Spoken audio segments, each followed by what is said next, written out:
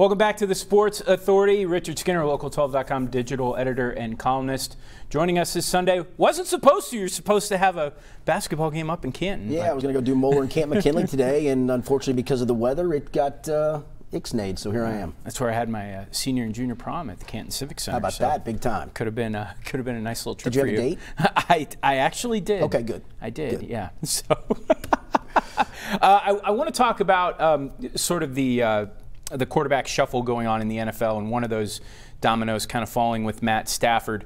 2 first-round picks going to Detroit along with Jared Goff.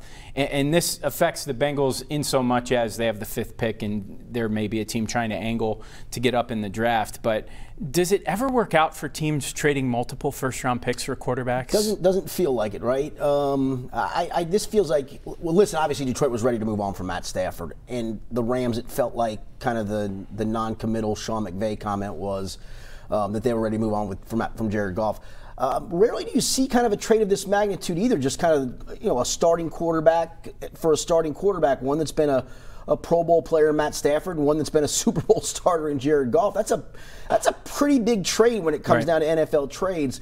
And I guess for both, it's, hopefully just a different place can help. I think Matt Stafford's the big winner out of that deal, though. I think he's got a chance to hit the ground running with that team. And for Jared Goff, it's maybe back off the cliff with a bad franchise. Yeah, and it's almost or like Dan Campbell's going to hit him with a piano bench or something. I mean, it's almost like the Rams had to throw in an extra first for them to actually take Goff. So we'll see how that shakes out. The Super Bowl next Sunday. I feel like you always think about anticipation for a Super Bowl is always high, but this one seems to be pretty significant in terms of the quarterbacks. Yes. Tom Brady, 10th Super Bowl, Patrick Mahomes, different physical skill set, but in terms of maybe could be the heir apparent in terms of the next dominant quarterback in this league. Rick Boring and I talked about that on the podcast this week. It literally might be the best Super Bowl quarterback matchup of all time. I mean, I could argue maybe Marino in Montana, but Marino never got back. But again, just from pure quarterbacks, there's probably been some others. But this is literally the greatest of all time versus the greatest of all time. I mean, that's where Pat Mahomes, just from a skill set, I think everybody would almost agree, quarterback-wise, skill set-wise, greatest of all time. But you've also got the guy who's proven it, who is considered literally the greatest of all time. That's just incredible to have a matchup of that magnitude. Yeah, so I'm sure everyone's looking forward. Obviously, here on Local 12, you can see the game. It seemed like there was one guy on the Reds fans' wish list this offseason, and it was Didi Gregorius, and he just re-signed with the Phillies, 2-year deal for $28 million. I saw kind of a little more after he signed, sort of on Twitter, where people some people are upset, other people were like, I don't know if I'm that upset that they're not signing him. Yeah, I'm not. Listen, I know everybody's up in arms that the Reds have done nothing this offseason. I wrote a column about that actually by them doing nothing, I think they've actually done something. Because I think my fear a little bit was, and it's obviously gone unfounded, when Dick Williams stepped away, was it because he saw the writing on the wall? And then we had all those rumblings of Sonny Gray on the trade block, Luis Castillo on the trade block, Eugenio Suarez on the trade block, and you're waiting for one of those shoes to drop. And it didn't. And listen, we have to put Trevor Bauer aside because that was a pipe dream to re-sign him. But other than that, they've kept. He still hasn't signed yet, though. That's correct. But he's not signing back here. But other than that, they've kept this thing intact. And yes, they do need to address shortstop. But the one trade that came up this week, the potential of Ahmed Rosario, seems to make a lot of sense to me. You got a glut of outfielders. Cleveland needs outfield help desperately. You can give them Aristides Aquino and a prospect. Maybe it's more than that. But I think I'd do it. Kid's going to be due $2.4 million, and I would invite anybody. Because I looked at the numbers. Look at his OPS at the same age of Didi Gregorius. It was actually better. Yeah. Didi got better the older he got, and that's what happens with a lot of hitters. You see young guys come up, 23, 24, 25. They don't quite have the power that they eventually evolve into, whether that's gap power or home run power. I think this kid is a great get as a stopgap, and maybe be a longer-term solution. He's arbitration eligible next year. I don't think he's free agency eligible until 2024, so I think it's 2 years of arbitration. Well, the Indians wouldn't have traded for him if they were going to have to pay him anytime soon. So the odds that he's under team control for a while is pretty good. No question. And that gives you a chance to put Garcia back in the minors where he probably belongs. I mean, listen, last year I get it. There was no minors to have. You put him up in Prasco. You needed a shortstop. They threw him in. Defense-wise, he was fine. You were hoping maybe he'd give you some of that spring training magic, and he wasn't ready to hit. Now, this year, with everything goes according to Hoyle, you're going to go back to having minor leagues and give him a chance to get some at-bats. I think it's just a complete win-win-win-win-win situation, and it's going to save you another $10 to $12 million for almost the same guy. I'm good with it. Now, if they don't do it, and we come to opening day with Garcia and Blandino and Kyle Farmer, then I'm not as pleased, but I still think this is a pretty darn good team on paper. I guess to me, it's sort of the Wizard of Oz thing where what's behind the curtain right now for me is the bullpen.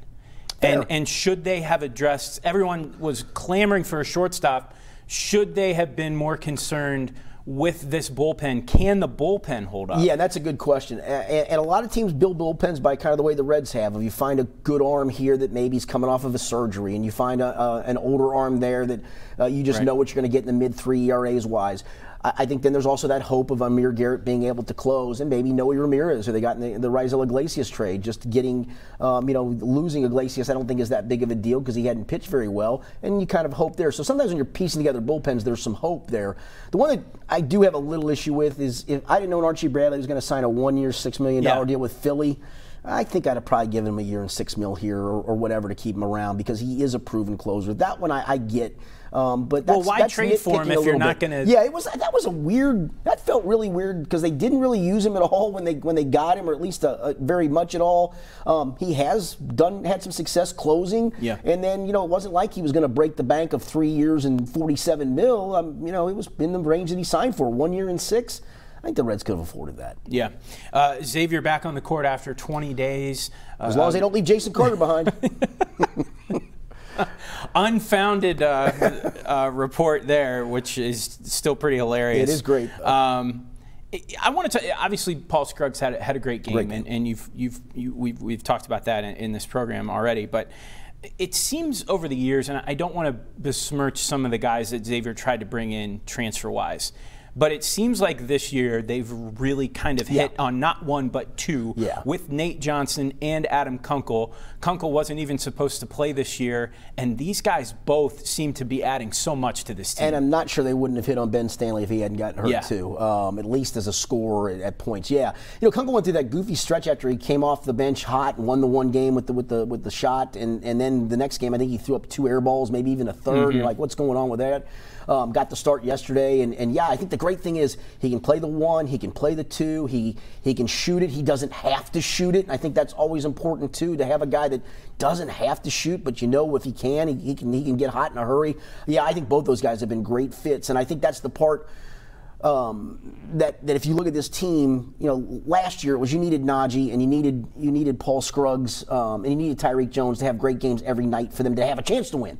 Now, if some guy has an off night, you got 2 or 3 other ways to go. And if you have all the guys clicking, or the majority of them, you got a really difficult team to stop. You've got an Oklahoma 20-point victory with 19 made three-pointers. I mean, Zach Freemantle struggled yesterday, and they still, he was I think he still is a huge focal point of their offense. And they go on the road after not playing for 3 weeks and win by 13, despite not getting much out of the guy. I think they is arguably their best offensive player. Probably Paul Scruggs is probably it. But to me, I love Zach Freemantle. So, that's a nice way to come out of the box, and it shows the depth of this team.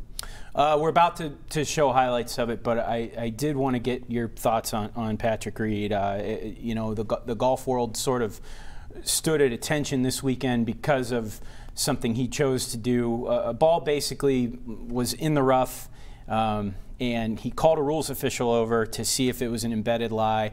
Ended up taking the ball out of where it was sitting before the rules official could come over and assess. And that put the rules official in a really awkward spot, right? And it's basically Rory McIlroy essentially did the same thing this week. It was very soft conditions. I think it was lift clean in place all week there at Torrey Pines, but just his reputation and the fact that this is a guy, Patrick Reed, that seems to come so close to the line so often.